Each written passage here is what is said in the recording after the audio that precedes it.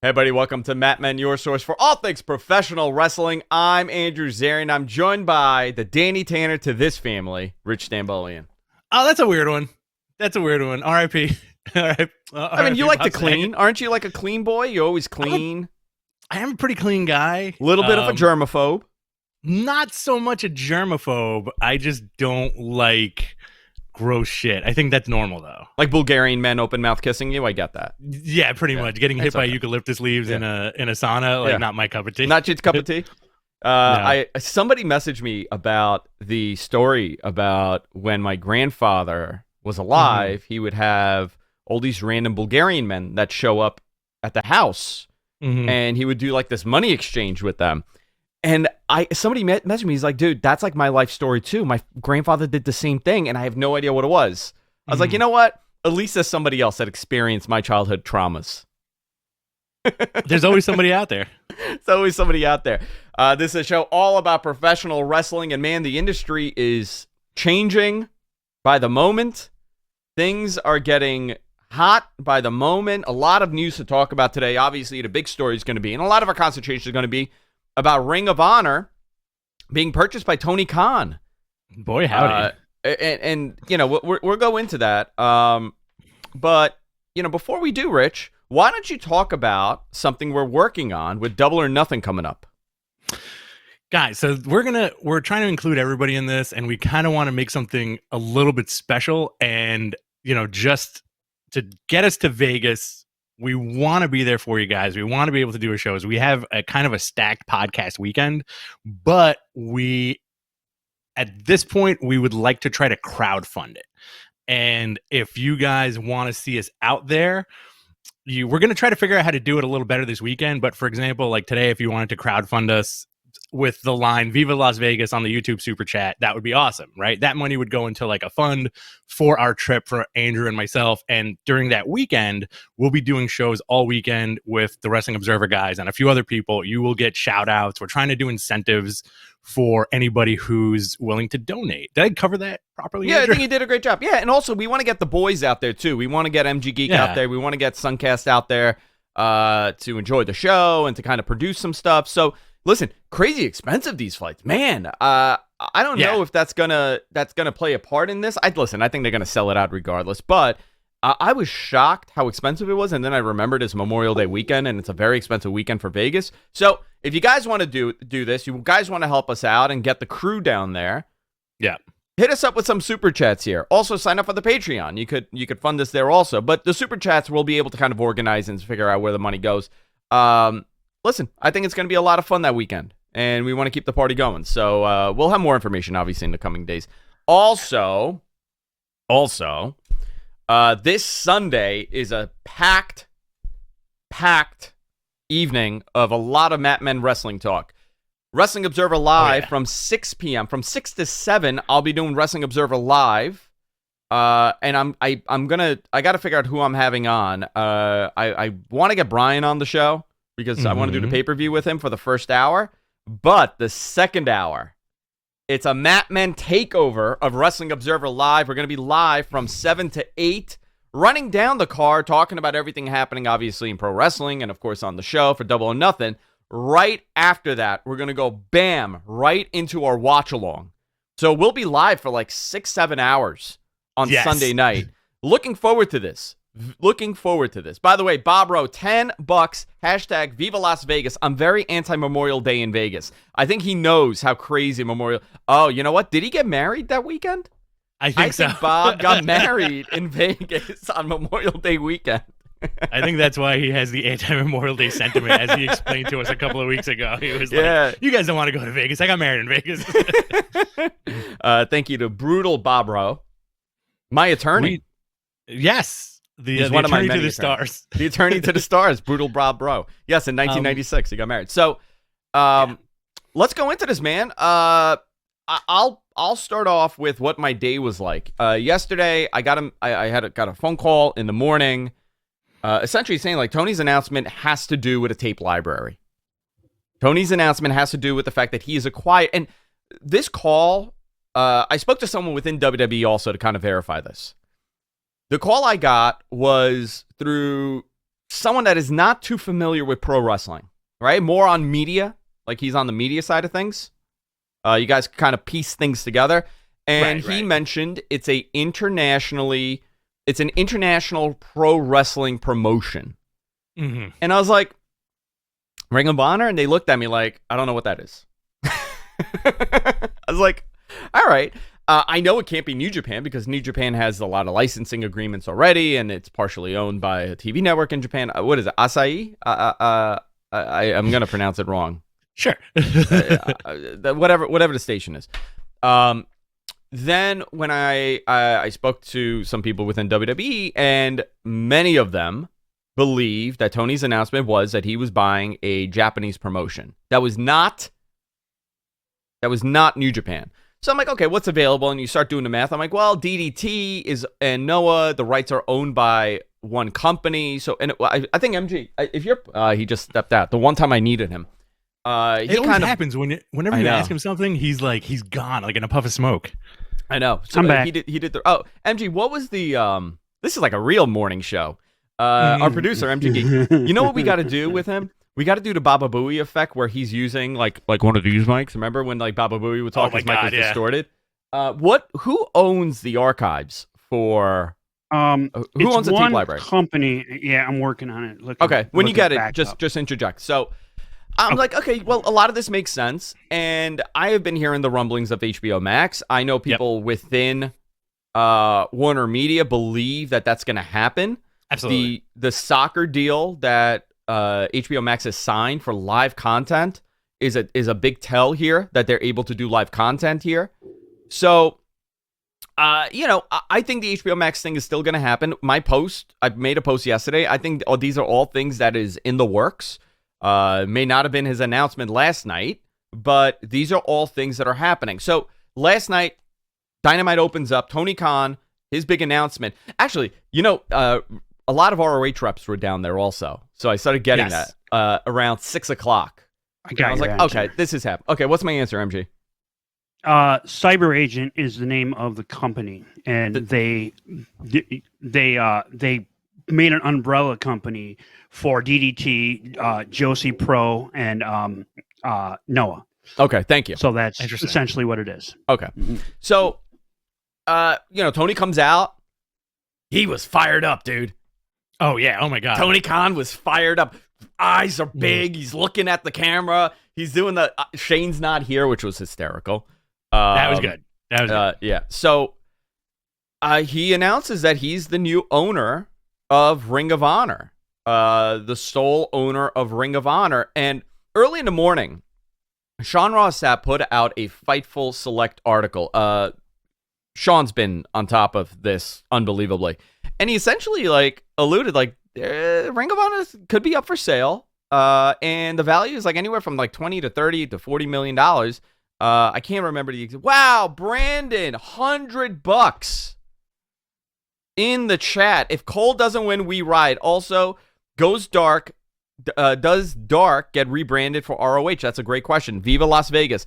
We're up to $151 already. Wow. Brandon, thank you. The other super chats, they are more like questions, so we will get to those when it's our question and answer. Thank you so much, Brandon. Very much. Awesome start to the day. So awesome start to our crowdfunding to get us to Vegas. A road to Las Vegas. A road to Las Vegas. So he announces that he's a sole owner. Simultaneously, he put out a press release. And in the press release, he talks about keeping the honor, keeping the legacy of Ring of Honor intact. Mm-hmm. And he also said he's doing his best to find a streaming service or a platform to provide this content as soon as he can. ROH Honor Club is not the answer here. Right. I don't think, we also don't know what's going to happen with the distribution for Ring of Honor TV now that Sinclair's out of this. I can't imagine they're still going to keep it on Ring of Honor on Sinclair channels. Mm-hmm. And essentially, Sinclair offloaded this because they had some financial issues. They realized that there's no money for them to make. It's been, somewhat of a loss for them. They dumped a lot of money in their staging and their production right before the pandemic. Pandemic happens, and what are you going to do with this? Now, here's a big question. What does Tony do with this? The archives, listen, the library, the tape library is extremely valuable, especially for AEW when you're building a streaming platform that could potentially be your own, or, I'm leaning towards they're not going to build an infrastructure on their own. They're not going to want to deal with that. They have a built-in relationship with Warner Media, and what better way to have your product in front of like 48 million people, 50 million people, front and center when they log into HBO Max. I think that's the most logical deal here. I think that's the easiest and painless deal. But, everything could go awry. It's business. Everything changes. But now here's the question. What does Tony do with Ring of Honor? And is it valuable? Is running Ring of Honor as it's a separate entity valuable? Do you think so, Rich? I think so. I think the bottom line for a lot of this stuff and a lot of the stuff that we cover is that pro wrestling is a tough business. It is a tough business to get into. It's a tough business to make work, right? I think, just to piggyback on what you said before about Sinclair kind of saw the writing on the wall and they were like, we're not really going to push this forward as much as we could be. A guy like Tony Khan, I think, is the perfect storm to buy Ring of Honor, just because I think me personally, and I think a lot of fans out there, he can probably make it work in a unique way. Right? Would you agree with that? Ring of Honor, yeah. Listen, he's a very smart man. Okay, right. I think he understands what he's doing, and he understands better than all of us that are analyzing this because he's in it. But the 2000s brought me to love wrestling because of Ring of Honor. I was always a wrestling fan, but it really showed me what, non-WWE really good wrestling could be. And those Danielson matches, that 2002 to 2008, I was very much into Ring of Honor. But, how much value does it have? And are you, branding a Ring of Honor show, does it do anything? No, you know what I was thinking? AEW, the show that they film at Universal, Dark, right? Yeah. Or is it Dark? It's Dark that they film there. Elevation. Dark Elevation. I'm so think, sorry. Yeah. I think, yeah. Why? That's a show that you could brand as a Ring of Honor and continue that whole Ring of Honor tradition with a lot of the younger guys. And then you putting in a couple of these guys like a Danielson and whatever every now and then to do something over there. The other thing you could do, and most likely they'll end up doing this, is those reunion shows, like One Night Stand. Yeah. The Hammerstein's available for everybody. It might be cool to do a reunion show sponsored with an AEW umbrella in the Hammerstein Ballroom with the Ring of Honor talent that, you get Homicide, you get all those dudes in there. And I think it'd be a fantastic product. Now, does Ring of Honor TV happen? I don't know. I don't know if they get weekly TV. I don't know what you do with these guys. It's a big what if, and it's a big, will it sell? What's a more valuable brand? AEW is way more valuable than Ring of Honor. Yeah, absolutely. Well, here's the other bottom line too. When you think about it, people always forget that Tony Khan is he's a huge numbers guy. Arguably one of the biggest numbers guys in sports, right? Like I get a little excited when you say that. I know. I feel like I'm at the edge of the volcano right now. That's what I do when I hear numbers. So, oh boy, it's getting all squidgy. So that being said, people forget about that. They think he's just like a figurehead, like a Vince McMahon or like a character on TV, et cetera, et cetera. But I don't think this guy would have bought Ring of Honor if he didn't see that matrix within the numbers, right? And I think what he has planned is probably will surpass whatever we're talking about, Let it rest a little bit. We talked about this a couple of months ago when the whole Ring of Honor thing happened about them kind of closing their doors. I think the first thing we said was, why can't Tony Khan buy it? And him looking at those numbers will definitely lead to something very interesting, whether it's the tape library being available on HBO Max, whether it's like an invasion angle of talent, there's going to be, I think, a lot of fun stuff to come out of this, and I like what you said before, where that early aughts style of wrestling that was post ECW was Ring of Honor. Yeah. Well, they were the it's funny because ECW kind of splintered into multiple organizations. Like Ring of Honor obviously played a huge. ECW was the remnants of ECW went into Ring of Honor, but it also went into CZW. So you kind of split that company into two. Yeah. I would say, and then we'll go into some of the sale stories, but I would say that this is an interesting part of the business. Ring of Honor doesn't have the name that it does. If this was 2019, obviously AEW didn't exist in early 2019 the way that it exists today, but if this was 2018, it would have been a different story because Ring of Honor's value was a lot higher.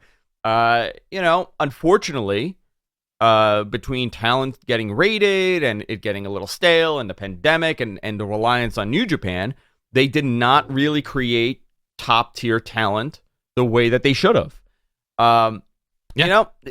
What ifs, whose fault? These are all questions that you bring up, but at the end of the day, 2022, Tony now owns Ring of Honor.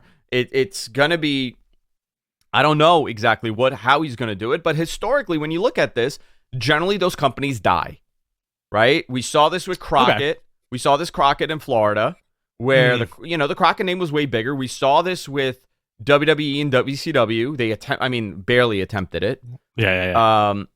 And ECW too. It came back and it didn't really do much. So I'm very curious what they do with this. But the big story here is the library, the content of 20 years. Oh my God, so much content. In 2018, and I believe we were talking about this in 2018. WWE was actively attempting to acquire the library or purchase Ring of Honor. This was something that Triple H wanted to do. It was a big Hunter push, and I think they were off on the price because at that point WWE was doing the standard for the tape library. And I believe, I could be wrong here, but for whatever reason in my mind, it's stuck at $340 to $380 per hour of content. Right. Now, I don't know if that was their standard for everything, but I do believe that that's how they bought some of these archives in years past. So, how much money is that worth? I don't know. I don't know how many hours of footage Ring of Honor has that's accessible, that they put out there. But listen, man, I think organizing this and putting it on an HBO Max, and now you have, your AEW content, you have AEW Dynamite, you have Dark Elevation, you got your pay-per-views, you put Ring of Honor on there, you put all the Ring of Honor pay-per-views on there. Maybe you acquire, you get the rights for some other content in Japan, and you're looking at this and saying, wow, you know what? There's a little bit of a library here.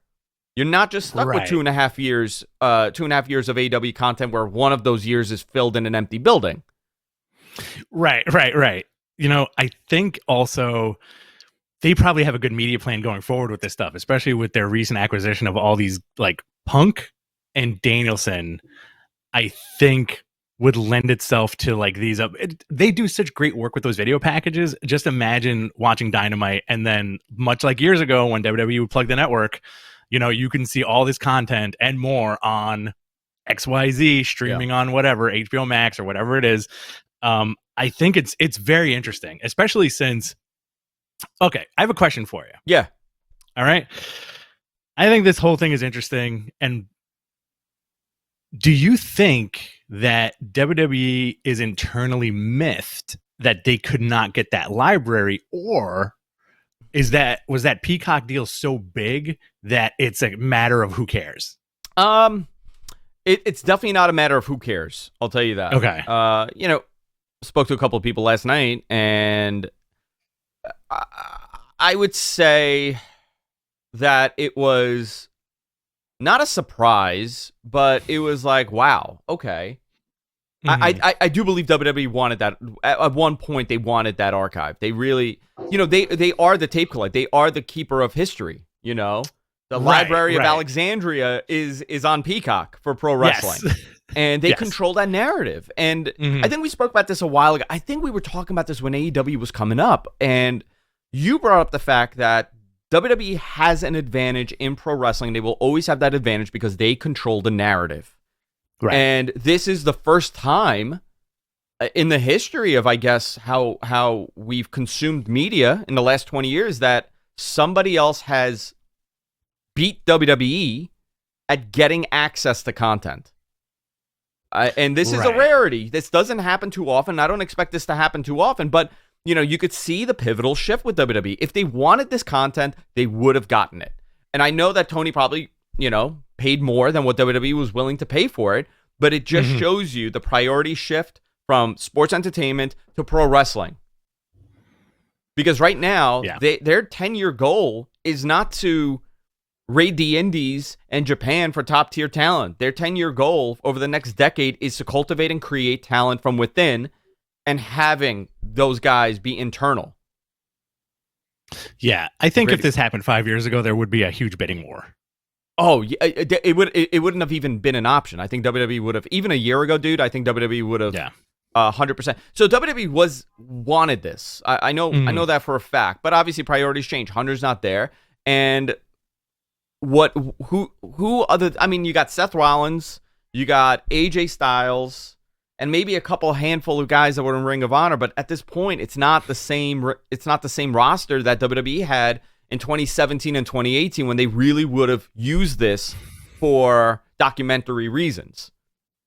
Yeah, well, there is an argument to be said that, like, well, these guys are more famous now than they ever were, so it doesn't really matter to us, But when it was like the height of the Adam Cole stuff, that would have been the perfect time. Or like Kyle O'Reilly and Bobby Fish and all those guys. Sammy and Kevin are probably the most valuable one to them right now. Absolutely. But listen, man, I think this is a first step in a interesting direction for AEW. This is, and by the way, you want to talk about the business side, right? Let's talk about this. Sure. And I sent this to you yesterday. What they did with this purchase is up the company's evaluation. Their value now is up because they have assets. When you're evaluating a company, you don't just look at their financials. You don't look at how much money they're making, how much money they'll do. You also look at the assets that they've accumulated over the years. AEW, because they're a new company, really doesn't have too much asset because they don't have an archive footage. They don't really... it's a new company, and the more asset that you build, the more valuable it is. I'll give you a great example from my personal life. A lot of the hospitality groups that I work with, right? During the pandemic, they reached out to me and they're like, "Okay, give us a strategy on not spending money and staying open." And every one of them wanted to sell off assets, vehicles, promotional stuff. If you're a club, you're getting rid of your DJing equipment, all this stuff, right? And I would tell them, I'm like, why are you doing that? And their answer to me was, well, I don't need it. And when I do need it, I'll buy it again. And you know what happened to these guys? A lot of these groups sold. And they sold for under their value because they don't have assets. So what would WCW have been worth if their TV library was not available? Probably nothing. Exactly. By the way, that $3 million story is such a BS story that they bought it for $3 million. Yeah, is it a kayfabe? They bought it for $3 million, but signed a $20 million ad deal for the year with Turner Advertising. So the price was not $3 million. So you got to look at it in that sense. And Tony's a very smart guy. If this is one piece of the puzzle, who else is next? I do think that they would benefit from having some sort of Japanese content that nobody else has access to. PWG, absolutely. I don't think that they're interested in doing this, but you know what? It's another product that the content is not available online. Right. You have access to these things, and WWE's network, it's not theirs anymore. They don't really care. They're making as much money as possible. Putting Ring of Honor content on Peacock is not going to change their business. I don't think it's going to do anything to them financially. If you look at, that side of things. But for AEW, I think it's a big benefit. And I think if they do go on HBO Max, I think it's a benefit for HBO Max as well. Absolutely. Because, listen, HBO Max has everything. It's a hub for so much stuff. And it's also a no-brainer, too, especially with the Turner connection. Yeah. Yeah. So this is all really, really interesting stuff. Listen, man, that Hall of Fame footage now, Tony's going to own it. His guy's going in the Ring of Honor Hall of Fame. there's a lot to do, but I think I don't know if he's going to run house shows. Mhm. I don't know how much benefit and financial benefit. Would you go to a Ring of Honor house show, Rich, or would you go to an AEW house show if they're in town? Ooh, that's a good question. I would You go- probably go to the AEW house You show. probably go to an AEW show, exactly. Yeah. So, I don't. You could make the name, the trademark into something that's not a. You still have the AEW guys there, but you're calling something Ring of Honor. You're calling a show Ring of Honor. You could do something. It's just a matter of what. Man, are you going to get the Euphoria crossover with Ring of Honor now? That's what I want to see. I want to see MJF on Euphoria. I feel like within the next 5 years, you're gonna see these dudes popping up in weird places. So technically, they're in the DC universe, are they not? Yeah, I think they should be. Even though, I think Nyla Rose has a X-Men comic coming out in a couple of months. Nyla has an X-Men comic? I didn't know that. Yeah, she's co-writing it, and I forgot the title, but it's like X-Men something, and it's Nyla Rose and another writer, and it's coming out in like a couple months. Very interesting, yeah. I didn't know that. So, I mean, listen, man, what do you think of this? I want to get your opinion. What do you think they do with this? Or what do you know what? Let me ask you this. What would you like to see them do with this? That's a good question, because I feel like I'm such a fanboy, and listen, I'm easy to please, number one. Number two, tell me about it. Do I want to see Dalton Castle? Yes. Do I want to see the Briscoes? These guys are not under contract anymore, but I do want to see like fun Ring of Honor stuff. The first name that popped into my head was, oh, great. Does this deal come with Samoa Joe? I want to see that happen. I want to see like interesting, not stuff that'll get shoved down your throat, but just kind of like fun fan stuff. Like, let's say the Briscoes show up and basically they're like, oh, you thought we would just go away, etc. We're going to show you exactly who we are. And it would I think it would bring a lot of those recent Ring of Honor guys, like all that talent, to put them on a big stage like this. Like look what happened to Eddie Kingston, right? Like arguably one of the staunchest indie guys, you put him on that big stage and look what happened, right? Yeah. This guy is on a pay-per-view with Chris Jericho. Fascinating stuff. Yeah. Who's to say that couldn't happen with a lot of those Ring of Honor guys that were released from their contract? I thought we were going to get a combination of Ring of Honor, PWG, Lucha Underground, Dragon Gate, and FMW. Tony Khan buys them all. Dude, there is a market for that. A very small market, but there is a market. It just matters, how much. I'm sure Tony would want to do it, but how much do they want for it? D Eddie in the chat room, best thing, and the best comment I've seen. Stream on Discovery Plus. Lance Archer and Jake Roberts can host their own house flipping show. There you go. Every house they buy smells like cigarettes, though. It has to be smelling like cigarettes and like water stains on the floor. But they're actually physically flipping the houses. They're actually physically flipping, yeah. So, this is a lot. So, obviously, in the press release, it includes the Ring of Honor library, brand assets, intellectual property, production equipment, and more. I don't know what the more would be. Maybe the office that they I don't know if they own the building or what, but more details are going to be coming in the coming weeks. So, they didn't announce the streaming service, but they did say that they are adding this to their library. Mm-hmm. So that is implying a streaming deal, and that is implying that they want this to be in a good position. I don't think this is going to be some rinky-dink website with just Ring of Honor and AEW content on that. This is going to be done in the right way. So we'll see that in a couple of weeks. So very interesting. Yeah. I got a fanboy question for you. Yeah. Can we go down a 2-minute rabbit hole of Cody kayfabe when it comes to this? Oh, I saw that. Everybody thinks Cody's running Ring of Honor. This is his thing. Man, what a swerve that would be. That would be awesome. Listen, these guys are very buddy for a lot of years. If you watch Roads to the Top, it's a lot of bromance between Cody and Fred Armisen, Tony Khan. Fred Armisen's going to play Tony Khan in his made-for-TV movie. That would be amazing. The Tony Khan story. So what do you think? Do you think that's a kayfabe 2.0 possibility? I don't think so. I think it would be, man, what a swerve that would be, and it would be like a fascinating pro wrestling angle. But I don't think that's the case here. I don't think that's. I think he did Cody have would the have been Ring of Honor. I think Cody would have been. Oh yeah, he did have the Ring of Honor. Is that where that stupid ring comes from? I hate that ring, by the way.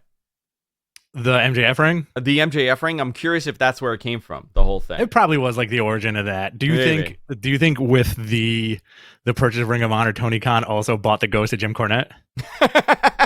He comes with every wrestling promotion, dude. He haunts you. It's like the Horcruxes, like He just like tells you you're Voldemort. doing everything wrong. Just Oh, boy. Yeah, he just like floats out. Every time Vince is like coming up with some ridiculous angle, it's just Jim Cornette popping out like a ghost of him, just screaming at him. A piece of his soul. So Dynamite. Do you want to go into Dynamite, or you want to go into more news stuff here? Let's see. Let's jump into Dynamite really quick. I feel Okay. like this is going to be a very AEW heavy episode, just because we have the purchase of Ring of Honor and also Dude, we got the Vince McMahon pay-per-view news. this weekend. And Yeah, got we Vince do it. You know McMahon what? news. You want to get the AEW stuff out of the way, and then we'll hit. Yeah, We'll let's hit do that WWE. Yeah. let's do So it. last night, after Tony Khan's big announcement of buying Ring of Honor, he also announced a redo of the main event of the first Ring of Honor show. Bryan Danielson and Christopher Daniels. A lot of guys with two first names. A lot of guys with two first names. Yeah, and 20 years ago, this match happened. Really nuts, right? And these guys still look like these guys can still go. There are like Bryan Danielson is arguably the best in the world right now, right? Hang on, little production note. MG put out a tweet telling people to use the hashtag AskMattman. I forgot to do that today. And guys, if you want your super chat, you want to do a super chat, we're going to answer your questions at the end of the show. So submit your super chat. It's going in the queue, and we will do our best to answer it.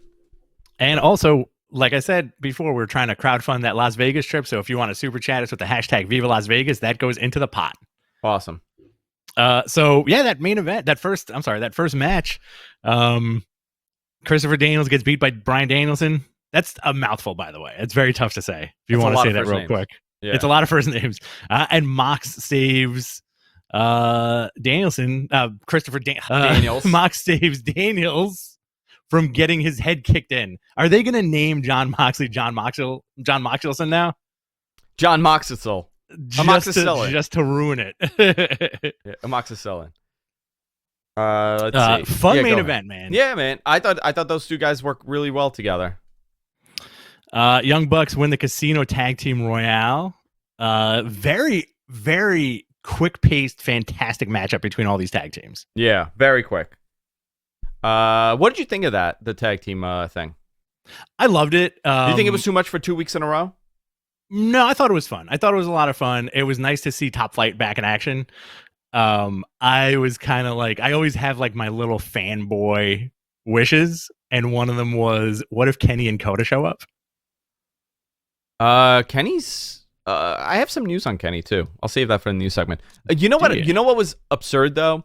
So the way that ring is set like at an angle, and you have the ramp just comes up and meets it. So when they were like getting thrown over, one of the guys from FTR, I forgot which one, was on the thing, and Jim Ross is like, his feet didn't touch the black section.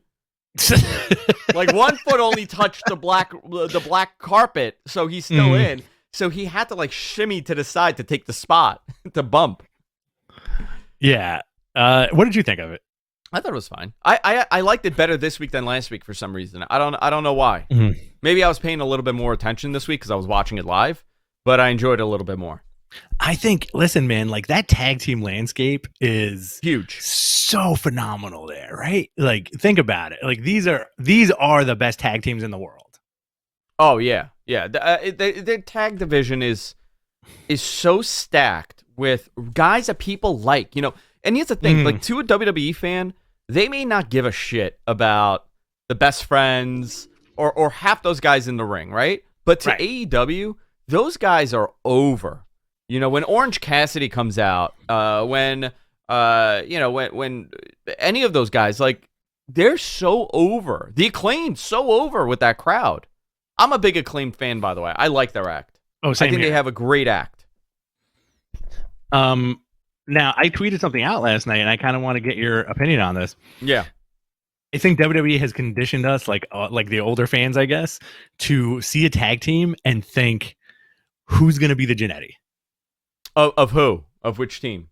of every team that you look at, right? Oh, like yeah. WWE has spoiled us to think like, well, somebody's got to turn on somebody, right?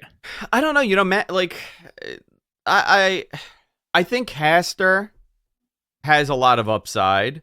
Mhm. A lot of these guys are great, though. But a lot of them are tag team acts, you know? Like, I don't think Santana and Ortiz should break up. I think they're a fantastic tag team. They've always been a great tag team. The Bucks, same thing. O'Reilly and Fish could go solo. I think O'Reilly's the future, right? Yes. Because Fish is a little older too, you know, and he's banged up a little bit. But I think like O'Reilly has a ton of upside on that side. I love Bobby Fish though; he's fantastic. Same here. Love the But I think gimmick. Love the whole look. With that group, with that tag team, though, you know, you could easily. I'm not saying this is going to happen anytime soon, but you could easily transition Bobby Fish into a managerial role for Kyle O'Reilly, and it would still work. You know. Yeah. So you know, we'll see what happens here. I thought it was done really well. Next up, you had the CM Punk promo with the MJF swerve. Wow, what a promo! What a great promo. You can almost kind of see what was going to happen coming from a mile away because both guys decided to wear their brightest, whitest outfits to the ring. So he came out wearing the white T-shirt, and which they should still sell. Which they should sell, by the way. They should start selling those white T-shirts. And I was like, oh, maybe it's like a glimpse into the future with him and Danielson. Because Danielson only wears a white T-shirt because he doesn't want to think about what he's going to wear. Right. So I'm like, okay, this is pretty cool. He's wearing a white T-shirt. Maybe it's like after this feud, he feuds with. By the way, WWE. Ryan, our friend Ryan posted. WWE's terminated his partnership with Russian broadcaster Match. Oh, interesting. And shut down WWE Network in Russia effective immediately. Wow. Interesting. So WWE has killed programming in Russia. Good job by Ryan on that post. He's going to be in Vegas. Listen, if we keep this up, we're going to be in Vegas. We're going to be in Vegas if we keep this up. So, sorry, I lost my where Punk. You were talking about Punk and Danielson and the white T-shirts. Yeah, the white T-shirts. So I was like, okay, you know what? Maybe they're doing that. And then MJF came out in all his white. It's a white suit. In his white suit, and I was like, what's gonna happen? And then you saw what a crazy spot, huh? Great spot. Really interesting promo from Punk saying, like, you know, I wake up in the morning and I look at myself, am I the bad guy, etc. And then him alluding to what are those wacky noises? And you know what's funny? Yeah. I shut down Skype on this machine. But it's still pinging me when people message me. Punk alluding to his past WWE feuds, and it sucks that he can't say The Undertaker. You know, he was like, I took the ashes of another wrestler's former manager and smeared them on his body. I made an alcoholic drink, you know, and all that stuff. There's nothing like a very well-timed nut shot in pro wrestling. Oh, he's so good at that too. Right? So you got the MJF nut shot, Punk busted open. MJF takes off his jacket. He's got the picture of him and Punk. This is like a bloody mess. Punk, if you watch like the close up on one of the camera angles, you could see the gash on Punk's head squirting blood. You know, so like whatever they did, they got him like perfectly. And you know what? Kudos to Punk. He By the way, does that not promo, have to do that. MJF cut a 2005 CM Punk promo back to him. Oh, that's right. When he had him tied up, and he's like, I'm a snake.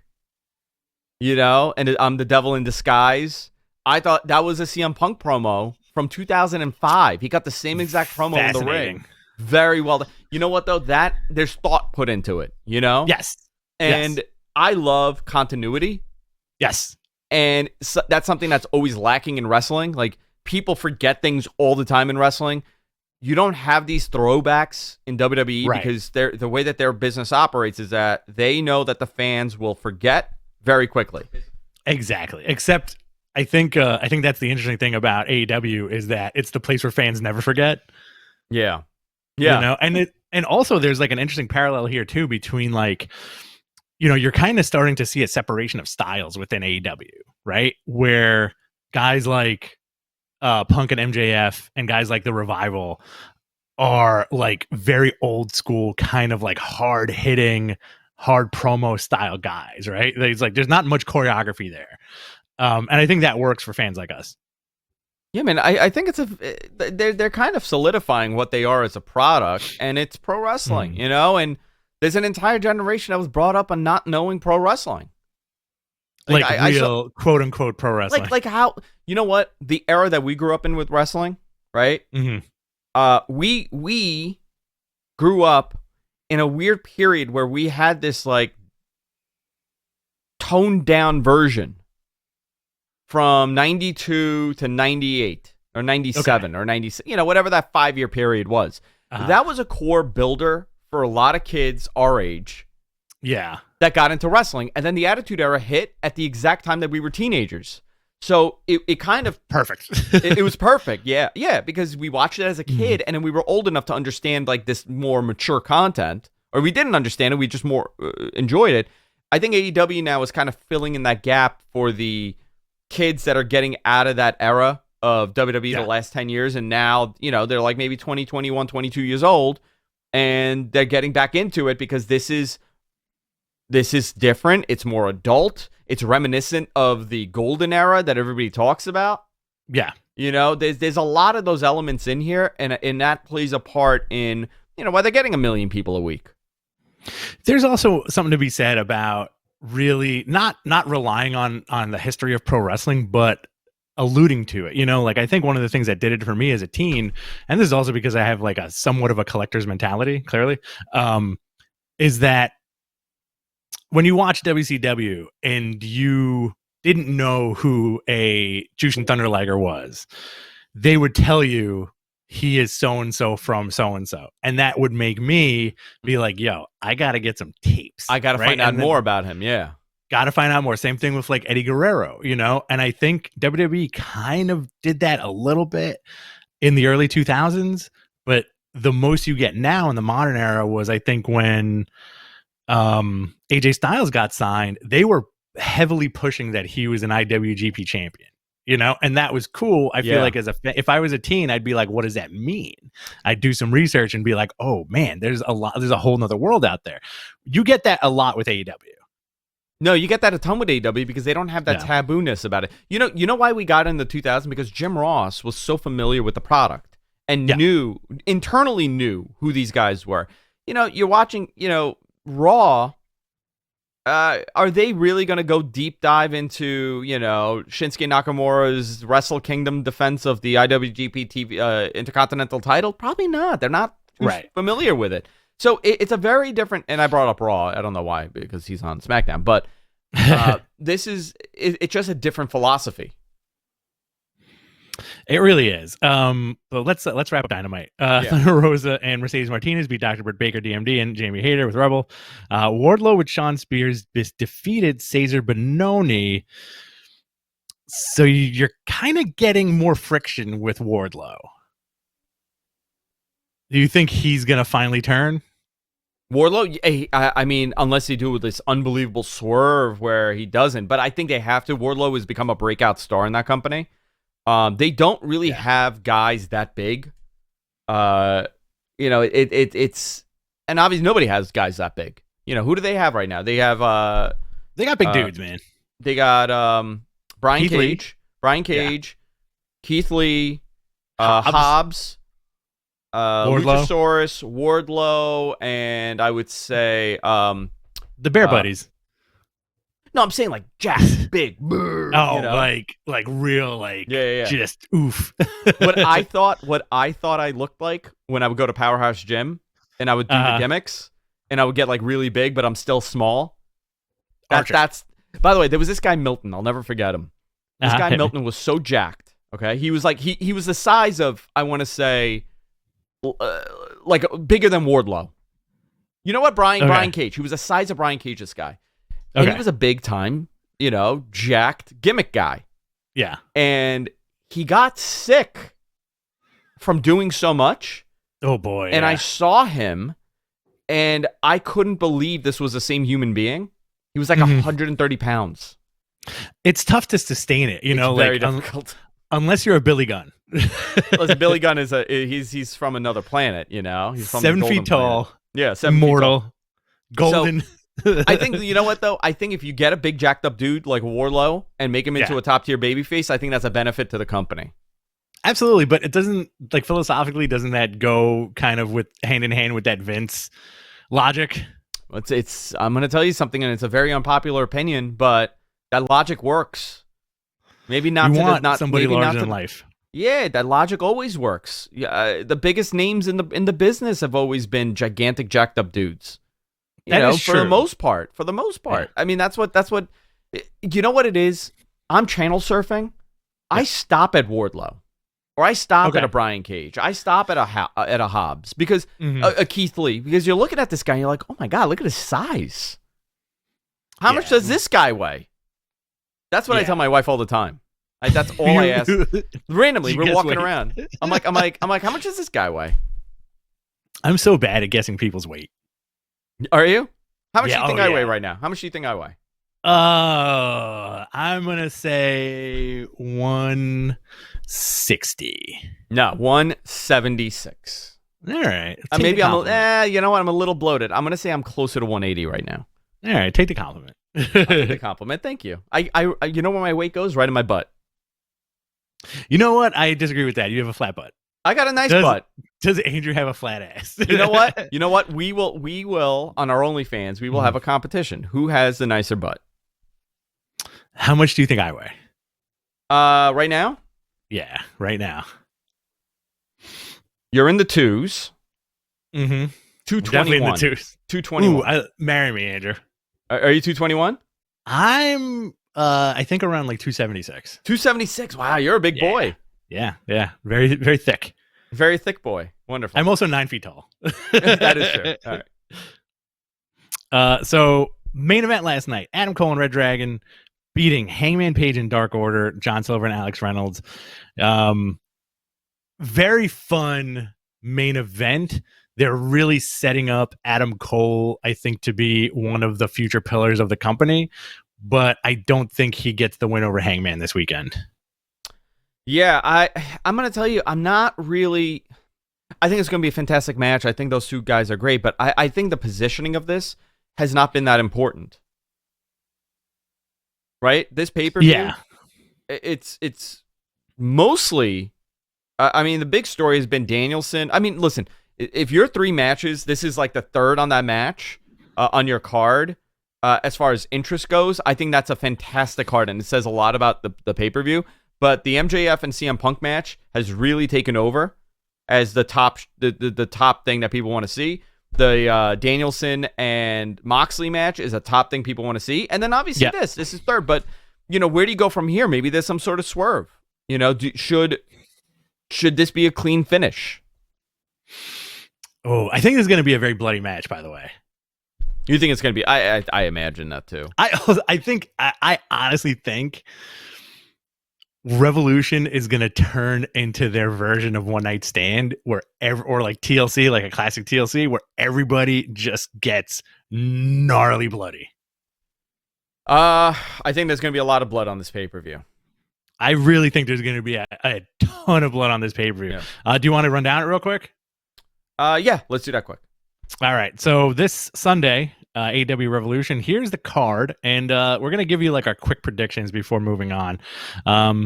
AEW World Championship, Hangman versus Adam Cole. What do you think? I'm going to go with Hangman, but maybe we see Kenny. Something happens. Do you think Kenny possibly makes the save? Or maybe he doesn't.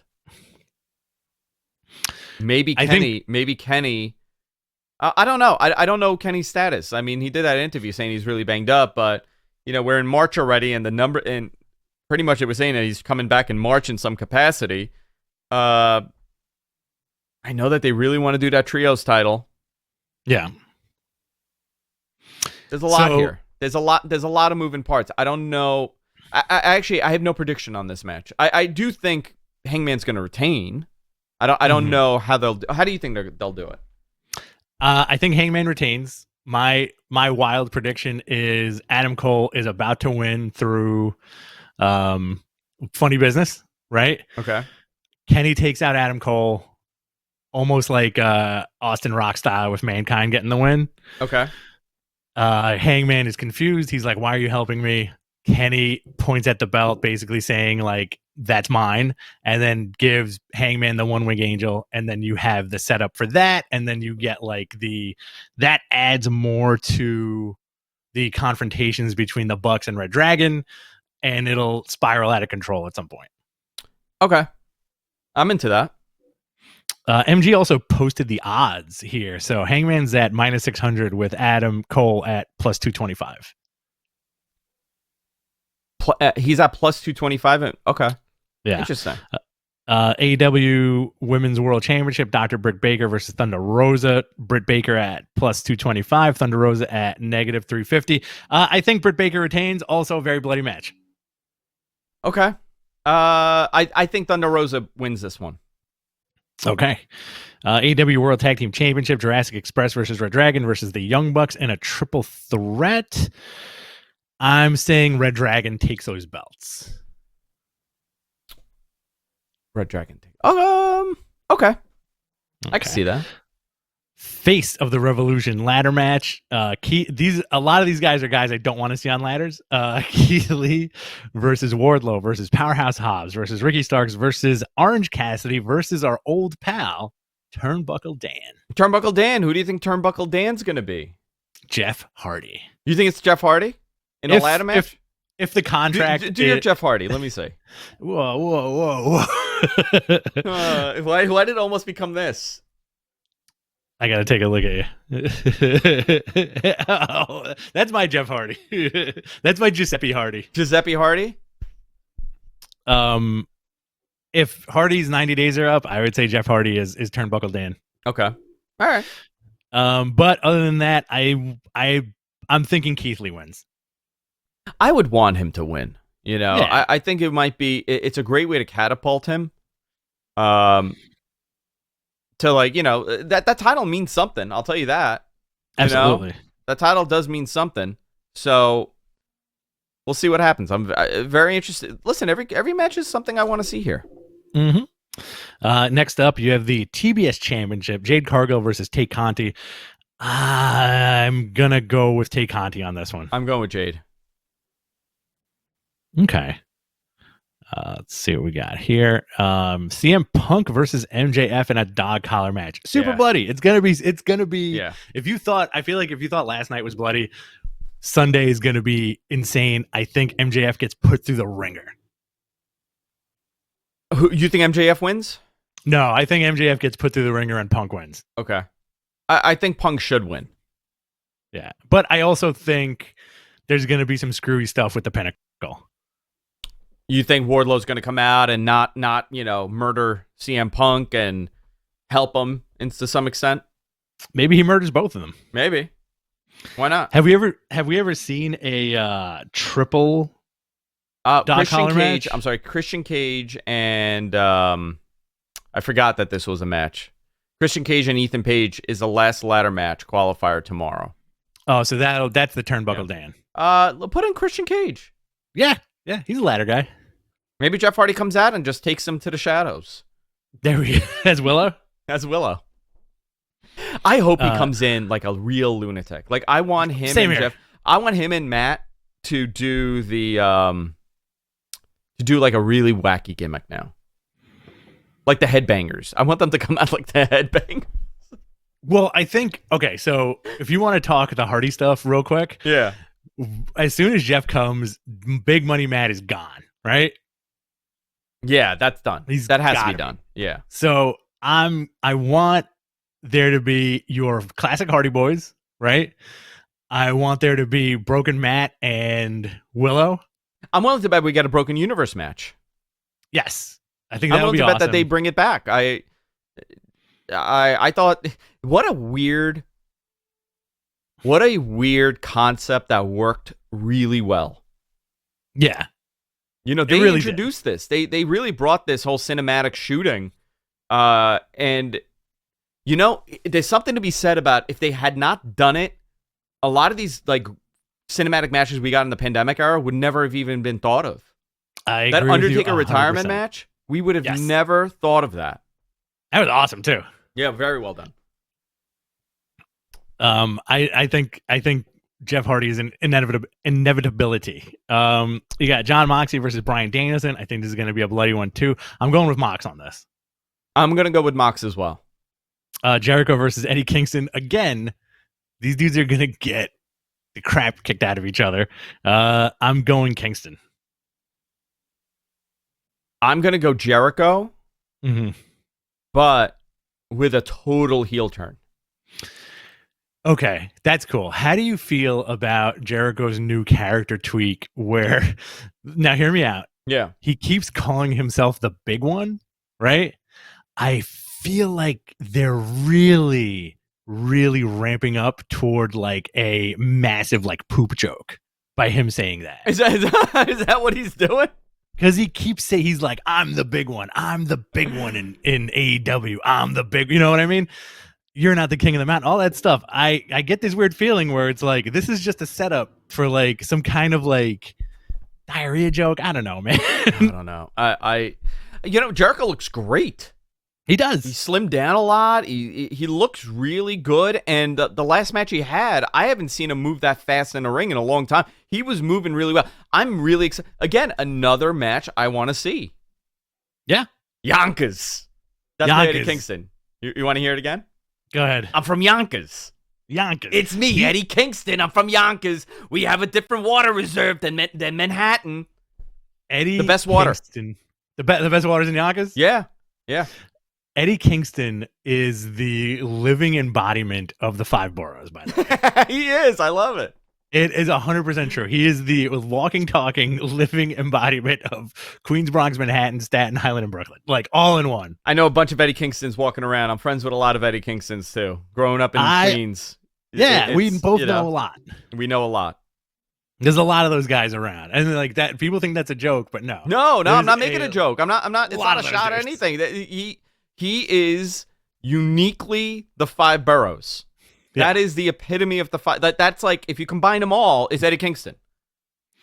He's like the song at the end of the Bruce Springsteen song at the end of The Wrestler. Okay. You know?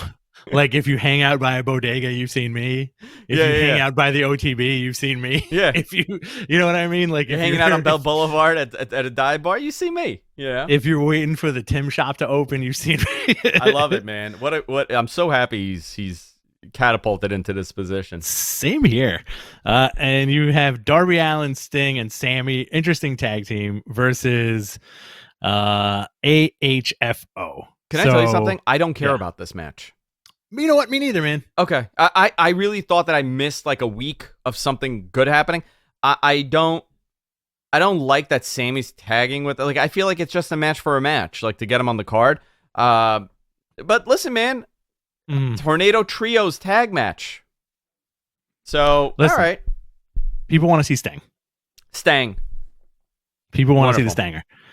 What else AEW coming to new markets this summer. Dynamite Los Angeles at the Forum, June 1st. Rampage in Ontario, California at the Toyota Arena, June 4th. And Dynamite and Rampage in Detroit, Michigan at the Little Caesars Arena on June 29th. I got a little feel-good story about this. Oh, talk to me. One of our viewers and DM me on Twitter, and he was like, hey, listen, he's like, I this is like a weird thing, but maybe you could help me out. They're from the area in Detroit, and he had messaged Cody, and he's like, listen, my son's a big fan.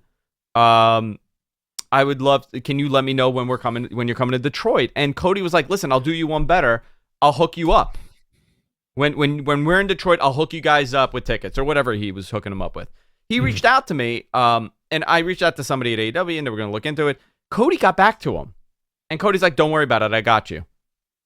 Okay? Wow. Says a lot about his character. Absolutely. You know? Absolutely. Just want to put that out. I know it's a little insighty stuff, but just shows you the character of people.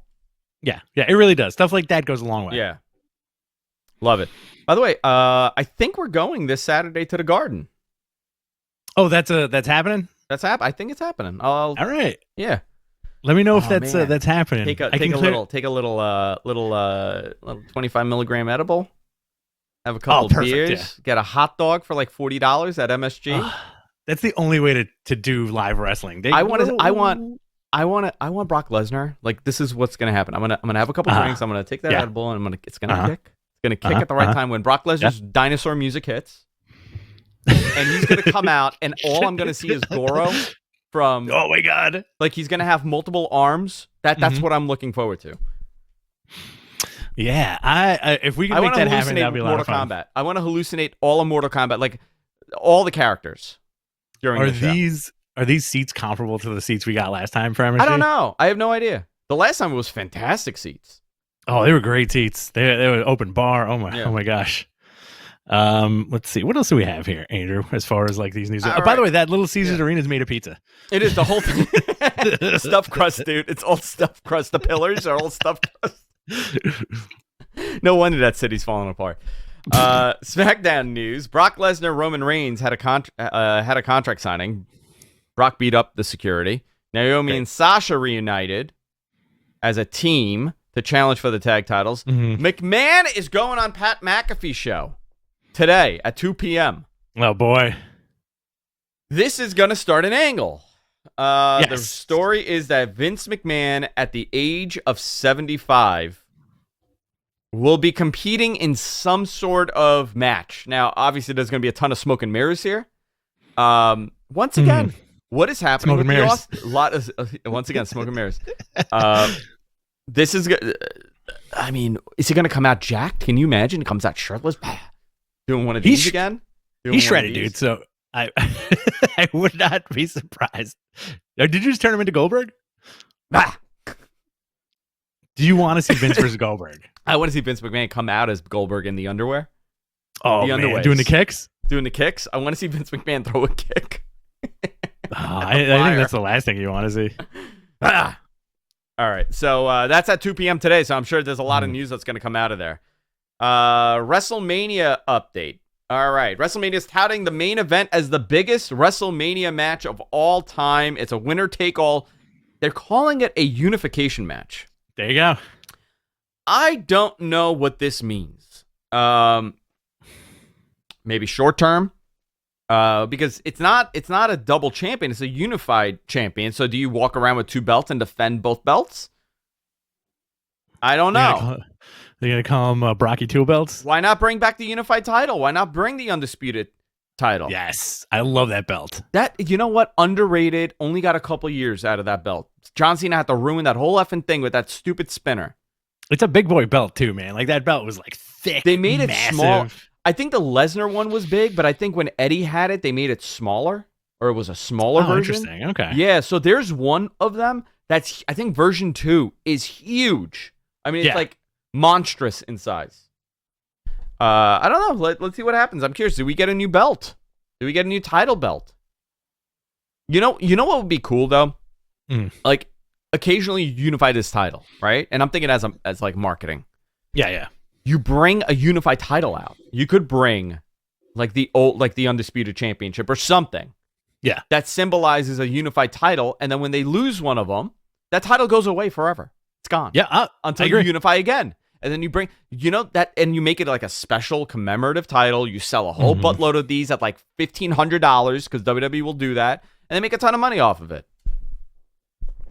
Some people think the big gold is coming back. I don't think that's accurate at all. I don't think they want to go back to that. Dead and buried. I think if anything, if they want to do something cool, Eagle Wing belt, but I doubt that's going to happen too. I doubt it too. Yeah. All right. Pat McAfee, Vince McMahon is listed internally as a match. This is the Austin level act that people were talking about. This is it. I guess Austin. You know what though? That's not. I mean, this is an Austin level act, right? If you're talking about like a big match, like Vince McMahon is 76 years old. All right, whatever. They're gonna do something pretty cool. AJ Styles versus Edge. Very excited for this. Edge turned heel. He looks insane. Oh yeah, gnarly. Oh, he looks like a nutty guy. He does look like a nutty guy. Oh, crazy. The eyes and the hair and the makeup. It takes talent to play Frankenstein? It's all makeup and grunting. Where are you going with this? Is Ed Edge Wood turning into a Frankenstein? It's Ed Wood. Carl Love does not deserve to smell my shit. I do enjoy it. Lugosi. I love heel Edge. Oh yeah, very cool stuff. You know what? Good match for AJ too. Yeah. Signed a contract, kind of big deal. Wrestling Edge on the pay-per-view. Naomi and Sasha versus Carmella and Zelina for the Women's Tag Team Championship. Announced for night 1. We got Ronda and Charlotte, Becky and Bianca, Miz and Logan Paul versus the Mysterio Boys. Night 2, Roman and Brock, unassigned. Zelina and Carmella versus Sasha and Naomi. Well, that is not true. Oh yeah, Zelina and Carmella is unassigned, and Edge and AJ is unassigned. Put it on night 2, dude. Yeah, oh yeah. Well, it depends, right? Where's Austin going and where's Vince going? Obviously, they won't be on the same night. Yeah. Where do you Austin place night 2? Where do you place Austin on the card, by the way? I think it has to be like third to the top. Not the top? No, because I don't think it's going to be that kind of match. Third to the top, buffer in between, right? Yeah, I think you use it as a buffer, but like it's not like a go to the bathroom buffer. You know, sometimes they do that when the card is so set. Listen, man, this is a really strong card too.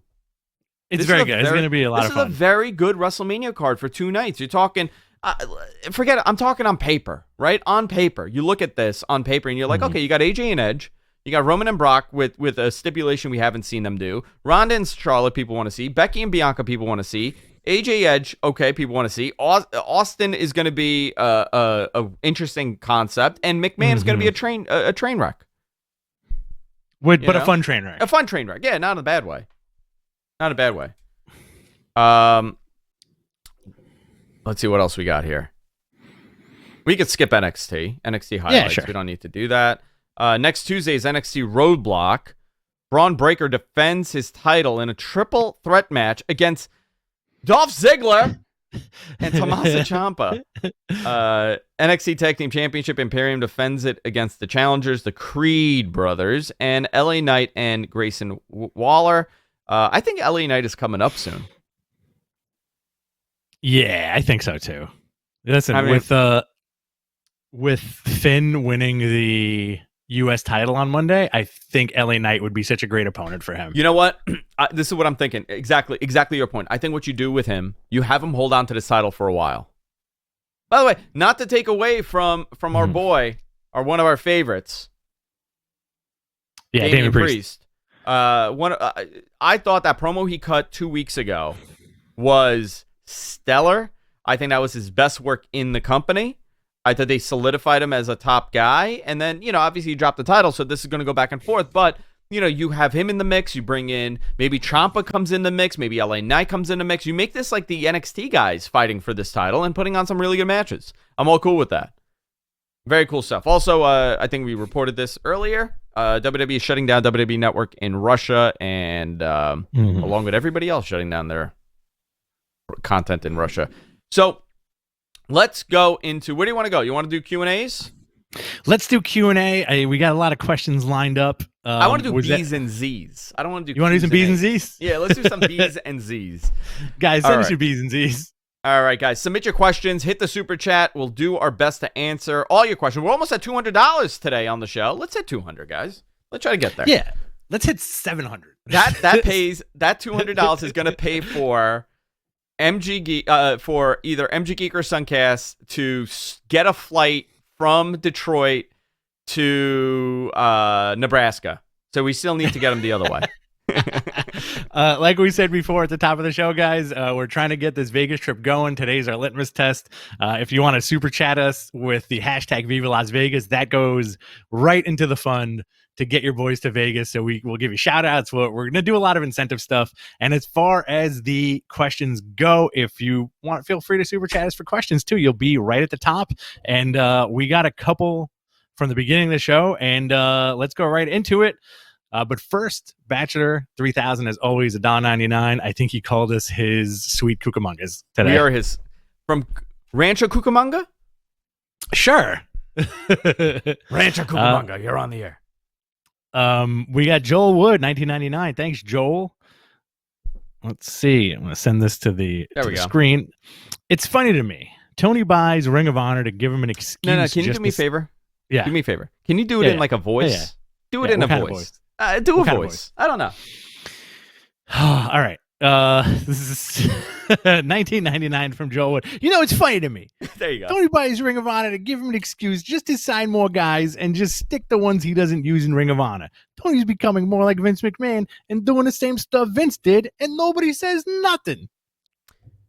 Is that good? I think that was good. It's funny to me, Tony buys Ring of Honor to give him an excuse just to sign more guys. I don't think it's to sign more guys. I honestly don't think he had the roster in mind with the signing. I think it's more of evaluating your value as a company by having assets and also building a streaming platform, which is what they're doing. What that's the plan here, is to build archive footage for streaming. You can't really do that with just a year and a half or 2 years of Dynamite or 3, coming up on 3 years. And most of that is in an empty building. You can't do that with only, how many pay-per-views have they had? 12? Yeah, like not even, right? Like you don't really have much here, and you need to build it. Obviously, they have the trademarks, the intellectual property. There's value in that. The toy side of things, people are not remembering. They have a good deal for their action figures. Why not put out a Ring of Honor limited series with all these guys? Now you could do the CM Punk version of the Ring of Honor toy. Exactly. Now you could do. You got it. This is what I do for a living. Make action figures. I Dude, make you've been making action figures this whole time. Dude, this whole time. Do you want to see my Howard Stern? I would love to see a Howard Stern. Here's my Howard Stern action figure. Baba Booey. There you go. Who did the Baba Booey? You know what? I like that joke. It's a good joke. Did he hit Baba Booey? It's a good joke. Oh, he just ran away. I also make these. Always. I make these and I sell them on Etsy. Oh, those. What are those? Are you a brony? No. This is like crystals. Like, you know how all the girls are into crystals now? Yeah. I make unicorns and I sell those. When are you gonna start making candles? Oh, that's next, dude. My brother makes candles. Alec makes candles. Does he really? Everything smells very musky when he makes them. No, man. I think this is this is how it is. And Ring of Honor was dying. They wanted to sell. It's not like Tony went is like, I'm going to give you a ton of money that you can't refuse. Ring of Honor was looking to sell their product. I think it's a great, Joel, I think it's a good question to ask. Does 2 people, 3 people controlling the entire industry, is that a positive, for the future of it? I think this is all conversations to have. Yeah. You ready for the next one? Great question, though. Yeah, very good. Very good question. This is from Michael Redden. And I lost it on the queue over here. Big Daddy Dave did. Okay, you want to read it? Yeah, Big Daddy Dave did mention that Honor Club streaming service is part of the deal. I think the commentary was trolling last night, mentioning Euphoria on HBO Max and JR saying MJF needs Dr. Milfy. Did he actually say that? I didn't hear that at all on commentary. I was actually watching last night over dinner with my wife, and we were laughing our asses off because JR made like a 20-year-old Sopranos reference to Dr. Melfi. Like, there's no other TV psychiatrist that he could have thought of. Yeah. Dr. Kramer. Dr. Kramer. I think for now, I mean, but Honor Club doesn't mean anything. Like, it's a bunch of hoops you got to jump through to sign up, and you're getting this archive footage that really you don't really have. I don't know. I don't think Honor Club is the answer here. I think this is a temporary solution until they come up with their streaming service, which is going to be soon. So I don't know. I have Honor Club. I paid for it, and I never watched the thing on there. I know. I remember you would always say that. You'd be like, I got this thing that I'm really doing nothing with. Like, I would watch like certain things, like when Kenny and the Bucks were doing stuff, I would go, it wasn't a priority for me to look at what Honor Club was doing. Yeah. It's not a financially, there's a different way to make money off of this. A better way than Honor Club. Yeah. Oh yeah, for sure. Again, Tony's a numbers guy. He's got those stats. I'm sure he's got a nice little Excel sheet. With everything that he could do. All right, this next one's from James Mordor, 1999. Thank you, James. Enjoy Vegas, fellas. Do you think we'll see AEW invade Supercard of Honor, or vice versa, with Ring of Honor guys invading Revolution or Dynamite? I mean, are you saying an invasion? No, no, I think we'll probably see those guys at that super card. Considering, here's the thing. Samoa Joe, he's a wild card in this, right? There you go. I think that with Punk and Danielson being there for the Hall of Fame, maybe I think that's a safe bet. Yeah. All right. Yeah, for sure. This next one is from Joel Wood, another $4.99. Thanks, Joel. What do you think is more likely? Cody Rhodes returns to AEW, Cody Rhodes returns to WWE, or Cody and Brandy return to run Ring of Honor? I think WWE. I would love them to do the Ring of Honor swerve. Oh, man, I think that'd be a great swerve, but I don't think that's the reality. I would, you know what? Yeah, I think the reality, who knows what the reality is? Much like the question of where's Bray Wyatt / Wyndham Rotunda, where's Cody going to go? I think a lot of people know where Bray is, but they're not saying a word. Okay. I'll just put that out there. I think a lot of people know the deal and the situation, and they're just not talking about it yet. Actually, a lot of players on the board right now. A lot of interesting moving parts across the world of professional wrestling. This is like a big upheaval, by the way. Like 2022 right now, crowds are back. People are hot on wrestling. It's going to be an interesting year. Yeah. All right. This is from Kyle Masters, $10. Thank you, Kyle. Thank you, Kyle. What up, boys? Always POV. a fan. Always a big fan of the shows. Question to you guys is simple today. If AEW created their own WWE network type service, would you keep pay-per-views on Fight or BR or free with the AEW network? They make a ton of money on the pay-per-views. So let's do the math. I think All Out had over 200,000 buys at $50 a pop, right? Let's do that math. Calculator. Bust out that calculator, bro. 200,000 times 50. They made $5 billion, dude. Wow. They made a ton of money on this show. So I obviously you split it with the pay-per-view providers. I don't know what that cut agreement generally is 50-50 or 60-40 or whatever it is. But, why would you give that money up? I think they're going to continue with the pay-per-view format. Maybe they'll do like I don't think Fight's the answer. I don't think BR Live is the answer. I don't think that it's been serving the need the way it should. But, HBO doesn't have that ability right now to do pay-per-views. Right. Unless guys, HBO pays them a buttload of money for the content to put it on there. They renegotiate and they figure out like we're gonna make more money giving it away for whatever we're giving it away for. A lot of this is still up in the air. I don't think they're gonna drop the pay-per-view model. But with that said, dude, what does that do to if they drop that pay-per-view model, right? If they change the pricing to like $9.99 a month, yeah. Do you get 1 million people to sign up? I don't think so. I agree with that. Yeah, it's too soon, right? It is. It's too soon to drop the pay-per-view. We'll see what happens. Doing it 4 times a year is good. It's easy. Yeah. But when you now have, and I do expect AEW to add more pay-per-views in the coming years, because 4 is a little too little, and we saw that the experiment with the Battle of the Belts didn't work out the way that people, that was going to be their in-betweens once a quarter. So now you get up to 8 pay-per-views. So, or 8 specials. Now that's an hour show. It wasn't positioned as a top pay-per-view. You kind of need to add more. And at what point does it become exhausting to the consumer's wallet? Dishing out $200 a year to watch wrestling is very different than dishing out, $1,600. Right. I'm sorry, $800 or $900 or $1,200. It's a lot of money. So we'll see. All right, this next one is from Ryan Evans, $5. Thank you, Ryan.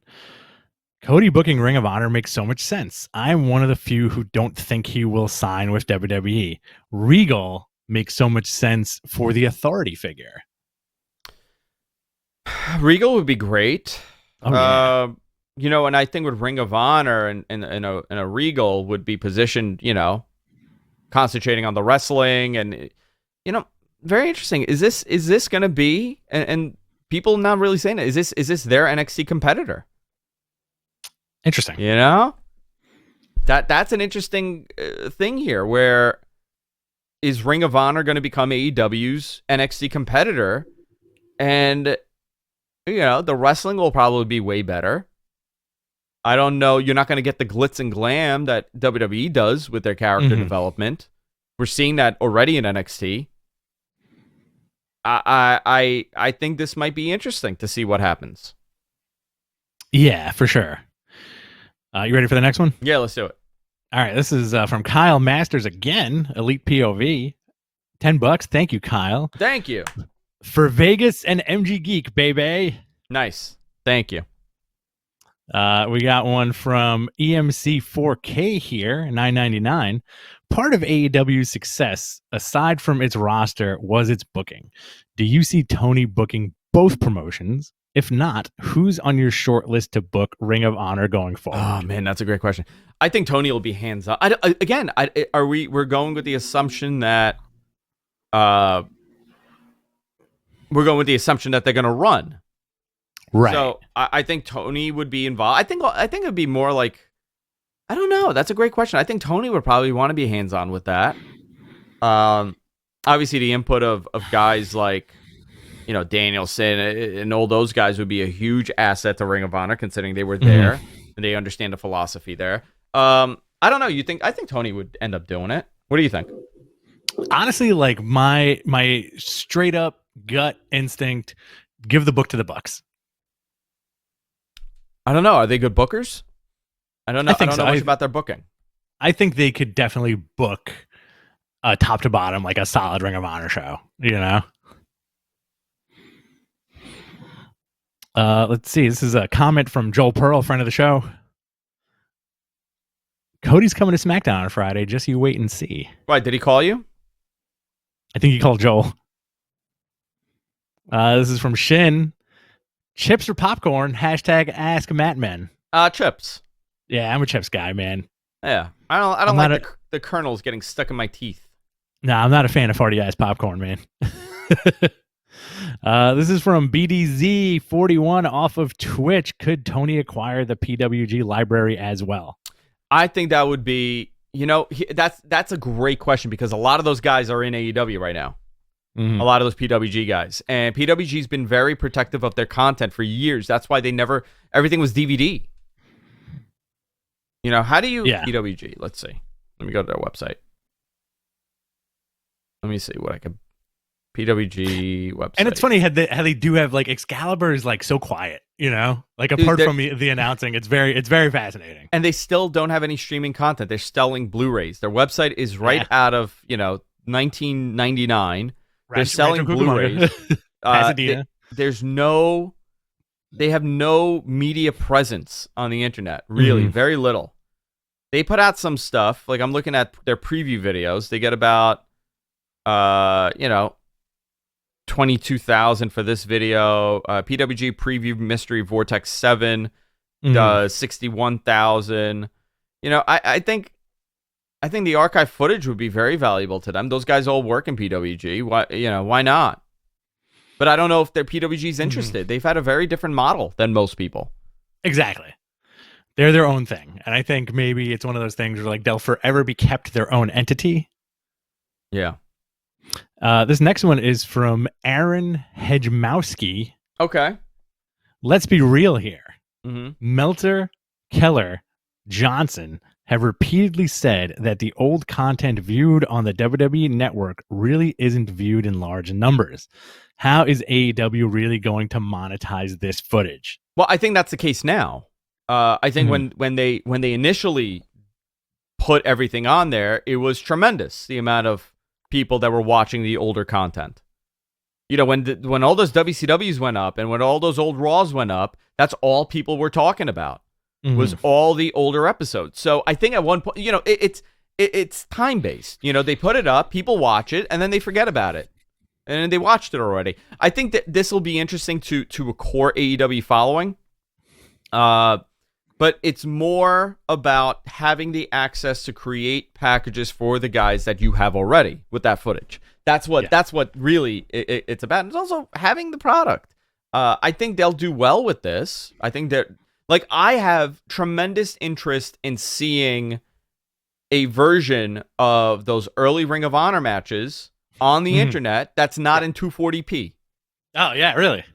You know, I would love to do that in a way that I could, like, go into my bedroom, you know, just hanging out, dim the lights, turn the lights off, tell Jesse, get a bottle of champagne, open up a bottle of Veuve Clicquot, get in the tub, bring my laptop, and I lock the door, and I just watch Ring of Honor from 2004. Nobody else wants to do that? What happens when you accidentally drop your laptop in the tub? Whoa! It's like a comedic, it's like a comedy electrocution. All of the lights start blinking in and out of the house. This next one's from Ayaz Akhtar, the grape. Ayaz Akhtar. But I want you to read it. Okay. There we go. Can I do it in his voice?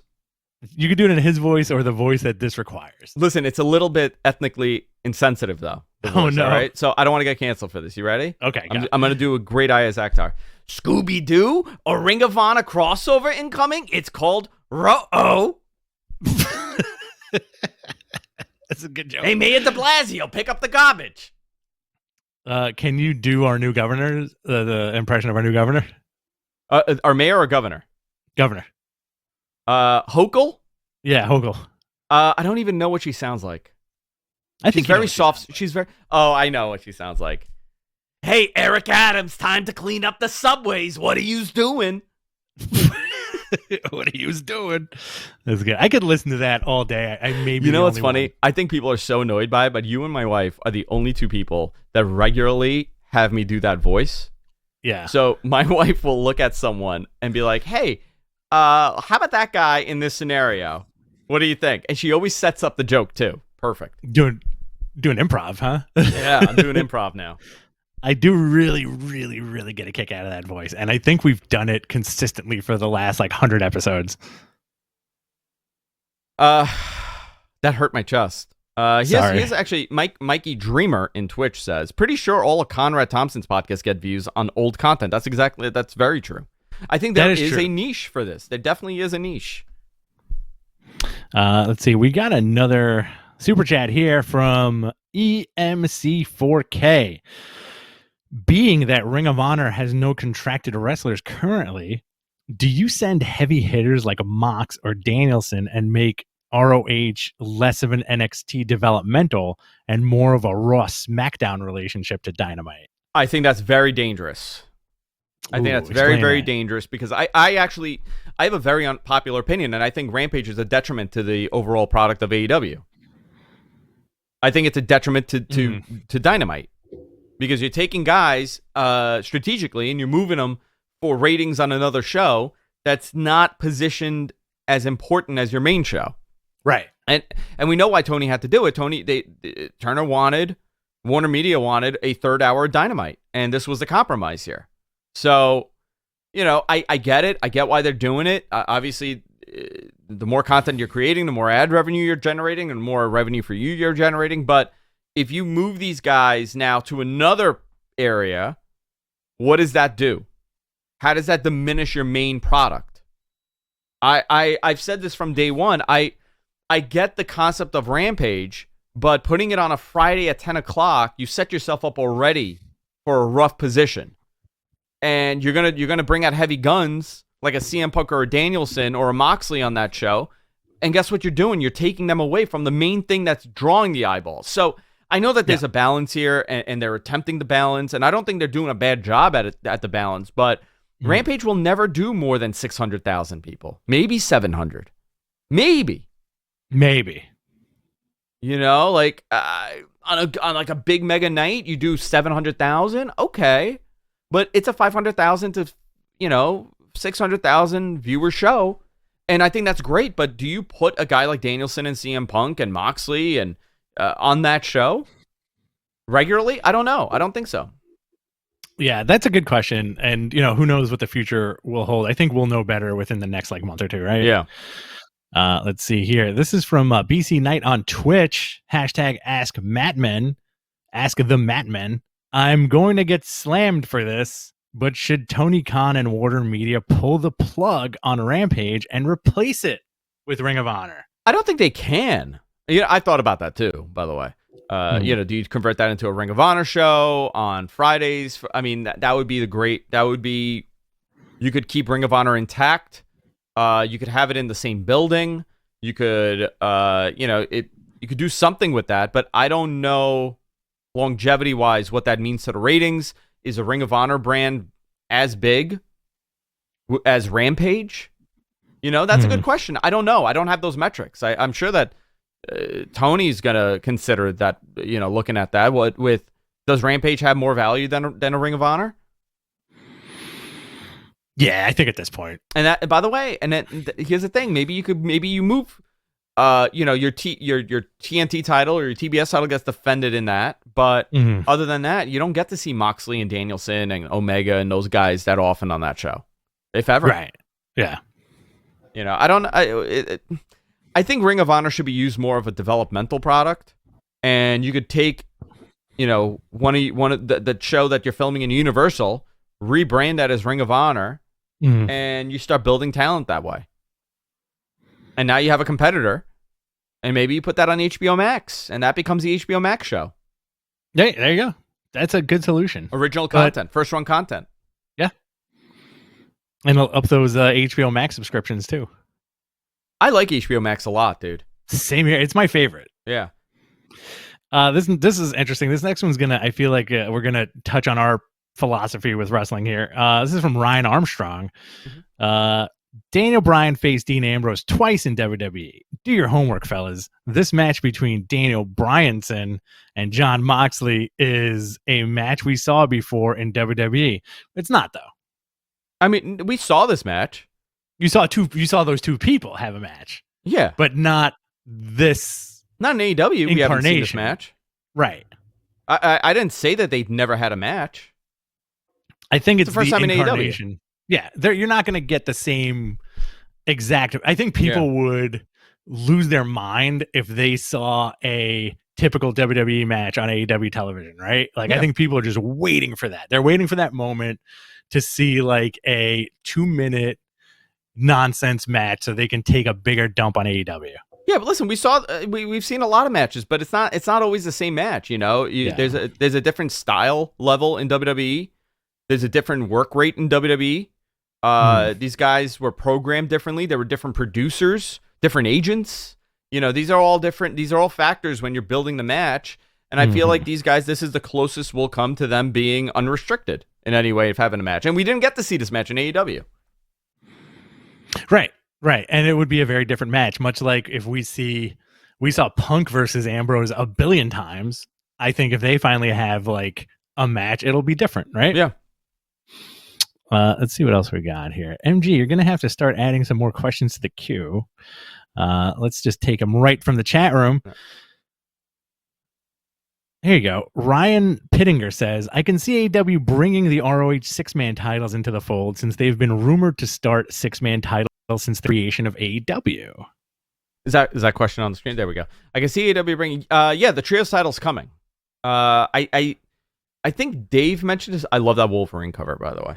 I think Dave mentioned it on Observer Radio, where it looks like they're waiting for Kenny to return.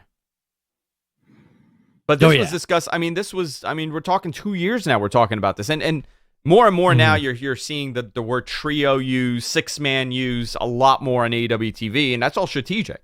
That's to put it in the back of your mind, like, okay, trio. This is what it means. This is what it is. I think when Kenny comes back, we'll start getting to that. But they could definitely use a trios title. Yeah. Here's one that's kind of been floating around, and I'm just gonna pick one at random. But a lot of people have asked this question: is Tony gonna buy Impact next? That would be the trifecta, right? That would be it. I don't know if he's gonna. Do they want to sell? Does Anthem want to sell Impact? I think right now they're on a channel that is theirs. Their ratings are going up, not down.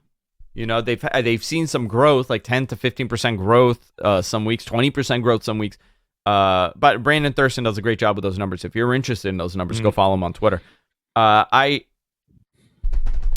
think that if you have access to that footage, to that Impact footage, I don't know, what does Impact Plus make? Do they have a lot of subscribers? Yeah, that's a good question. Let's see. Impact Plus. I think Impact would be worth more than Ring of Honor. Right now, they have. Oh, they're airing something right now on Impact Plus. When you go there. Let's watch it. What are they putting? Let's see. It is. Oh, it says we are experiencing technical difficulties. I think I broke. Of course them. they are. I don't know. How much is Impact Plus? Let's see. You get the pay-per-views. It is $71 a year, $7.99 a month. I thought you were going to say $71 you could also watch a for month. free without a subscription, and you could watch, and it has an app. You can watch on all the app stores. So, Great. I don't know. I don't know if that's a reality or not. I think that if they could, they would get access to that archive. But I think Impact is in a far better position right now than Ring of Honor is. Obviously, look at their title. They got Moose as a champion, Mickey James as a Knockout World's champion. They have Trey Miguel as the X Division champion. Digital Media champion is Matt Cardona. You got the Good Brothers as the tag champions, and you got the Inspiration as tag champions. I mean, they got a good looking roster too. They got a very good looking roster. They do. I'm a big fan of Chris Bay, by the way. Chris Bay's great. Newest addition to the Bullet Club, right? Yeah. I that's a great question. I don't know. I never say never, but I think Impact is in a far better position than what ROH is doing right now, which is so sad because I fucking love ROH. I know. It's very interesting, But again, the upheaval of pro wrestling and the landscape, we're gonna see some very fun stuff in the next year. Yeah. You want to do one more question? Yeah, and let's then get out of here. Yeah. All right. This is from Iaz again. The Grape hanging out with his bunches. Doesn't ROH still have titles floating around? What happens with those? That's a good question. Yeah, they do. The deal was just recently signed, so I envision that they're going to continue the Impact stuff because they do have a decent relationship with Impact. But this is just another little addition to the world of Tony Khan. Right now, I think here's one thing I'm going to say. AEW has a lot of great talent that is not being utilized in a position they should be. Exactly. Right? Like Jay White right now is an interesting conversation to have. This guy is obviously the future of pro wrestling over the next decade. Yes.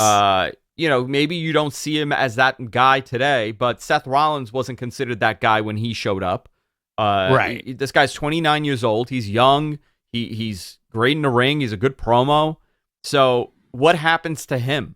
What happens to a Moose in wrestling? Exactly. Who's a Ring of Honor champion right now? Is it Gresham? I want to say yes. I think it's also a matter of listen, not all your favorite guys are going to be on top. As much as you want. I know Swerve's coming to AEW. Possibly Cesaro too, right? Cesaro's a free agent now. You could do something with him. Bandito. You have such abundant talent available in pro wrestling, and it just shows you how good wrestling has become. It really shows. I mean, I can't remember a time that we had this much quality. I mean, this much quality talent. Not making excuse talent that you don't make excuses about. I'm saying exactly. Oh, he could be good. Oh, he's great. Okay, I'll give you one. Shoot. I'll give you one. Let me just double check. Okay, Scott Norton. Okay. Scott Norton was a tremendous powerlifter, tremendous wrestler, did great in Japan. IWGP heavyweight champion. Okay? Yes. He was lost in WCW. Yeah, I think that's a fascinating. He was lost. Fascinating thing. It didn't make sense for him. It didn't. They never pushed him as this giant, over guy like you did in Japan. It just worked in the territory, and you're going to get that in AEW. You're going to have guys that were big acts in a certain territory, and it's just not working in AEW, and it's going to be disappointing to a lot of people, but when you have a big roster like this is what happens. I'm very curious to see where these guys go. There's a lot of great talent. And I think we have one last super chat. Yeah, from Joel Wood, $4.99. Thanks, Joel. Thank you, Has Joel. Roxy signed with WWE? I think she did. Didn't she sign? Am I wrong here? I'm not sure. I think there was like a lot of hubbub around what was happening with her, since Yeah, go ahead. I don't know. I thought she was going there. By the way, WWE's holding tryouts WrestleMania weekend. It will be holding multi-day tryout exclusive to current and recently graduated college athletes during WrestleMania week in early April, as it's looking to find a new crop of future talent, The Atlantic has learned. This is via The Atlantic. The company also has talent evaluators at this week's NFL Combine. Wow, that's interesting. And a national scouting combine in search for more participants.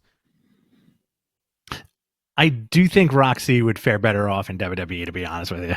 I think Roxy would do well in WWE. Yeah, she would, because WWE has a way of making their signed female talent like into really big deals really fast.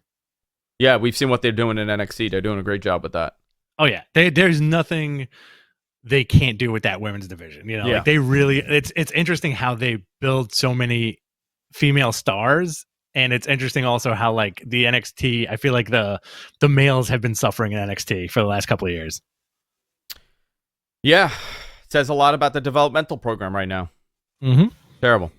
All right, I think that's it, guys. I think we're done. How long? Yeah, an hour 40, almost 2 hours here, guys. Look at that! Holy moly, big show, guys. We're gonna be back this Sunday. I'll be back with Wrestling Observer Live Hour 1 with a guest. Hour 2 is the Matt Men Takeover, where we run down AEW Revolution and talk about everything coming up on the pay-per-view. Right after that, we're going straight bam into our watch-along for AEW Revolution. So Sunday night, we're going to be live with you guys for a while. So grab a couple drinks, order your food, start hitting that super chat. Well, that's the goal with this one. We're going to fund it to get the boys to Vegas.